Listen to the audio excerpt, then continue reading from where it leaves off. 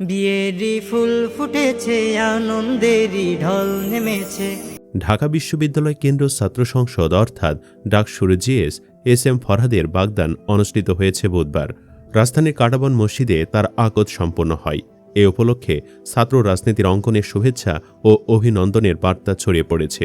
ব্যক্তিজীবনে ফরহাদ যেমন ধার্মিক, তেমনি স্ত্রী হিসেবেও নিচের লেভেলেরই একজনকে বেছে নিয়েছেন তিনি। ফরহাদের হবু স্ত্রীও শিবিরের নেত্রী এবং কেউ কেউ তাকে প্রয়াত ওসমান বিন হাদির স্ত্রীর সাথেও তুলনা করেছেন। কাকে বিবাহ করছেন ডাকসু জিএস ফরহাদ, কি তার স্ত্রীর পরিচয়? চলুন বিস্তারিত জেনে আসি। জানা গেছে যে এস এম ফরহাদের জীবন সঙ্গী হচ্ছেন তার নাম জান্নাতুল ফেরদাউস সানজিদা। তিনি চট্টগ্রাম বিশ্ববিদ্যালয় কেন্দ্র ছাত্র সংসদের একজন নেত্রী হিসেবে সক্রিয় ভূমিকা পালন করেছেন। পারিবারিক সূত্রে জানা যায়, সানজিদার বাড়ি ফেনী জেলায়। ব্যক্তি জীবনে তিনি তুলনামূলকভাবে প্রচার বিমুখ হলেও ছাত্র রাজনীতিতে তার সক্রিয় অংশগ্রহণের কথা সংশ্লিষ্ট মহলে পরিচিত। জান্নাতুল ফেরদাউস সানজিদা চট্টগ্রাম বিশ্ববিদ্যালয়ের শিক্ষার্থী এবং তিনি দেশনেত্রী খালেদা জিয়া হলে থাকেন। একজন নেত্রী হওয়া সত্ত্বেও সানজিদার মুখ কেউ কখনো দেখেনি। এমনকি ফেসবুকেও তার খুব সামান্য কয়েকটি ছবি পাওয়া যায়, সেগুলো আবার হেজাব পরিহিত। এ নারী ৫ ওয়াক্ত নামাজ কালাম, কোরআন তেলাওয়াতসহ ইসলামিক নানাবিধ কর্মকাণ্ডে নিজেকে নিয়োজিত রেখেছেন। এদিকে বিয়ের বিষয়ে মঙ্গলবার রাত 8:45টার দিকে ডাকসুর কার্যনির্বাহী সদস্য রায়হান উদ্দিন সামাজিক যোগাযোগ মাধ্যম ফেসবুকে এক পোস্টের মাধ্যমে বিষয়টি নিশ্চিত করেন। ওই পোস্টে তিনি জানান, ডাকসুর জিএস এস এম ফরহাদ আগামীকাল বিয়ে করছেন ইনশাল্লাহ। একই সঙ্গে নবদম্পতির জন্য দোয়া ও শুভকামনা জানান এবং তাদের দাম্পত্য জীবন সুখী হোক এমন কামনা করেন।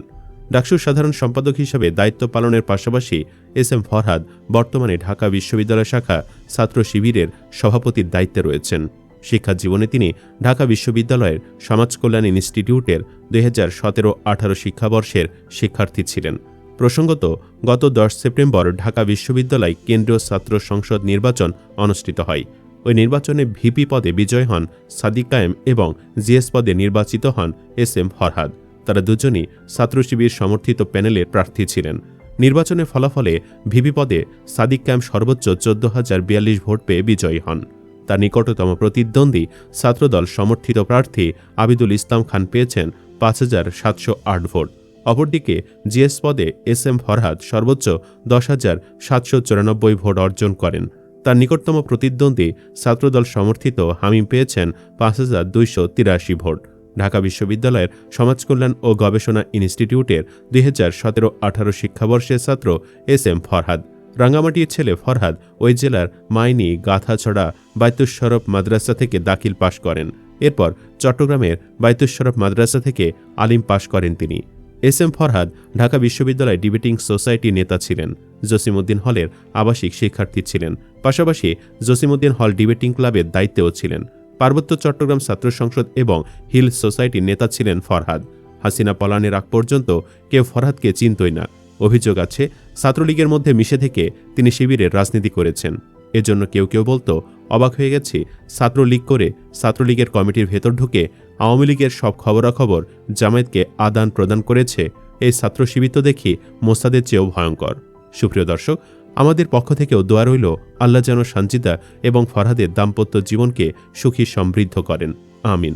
আপনিও কমেন্টে আমিন লিখতে পারেন। ভিডিও ভালো লাগলে লাইক দিন এবং চ্যানেলটি সাবস্ক্রাইব করুন। ধন্যবাদ।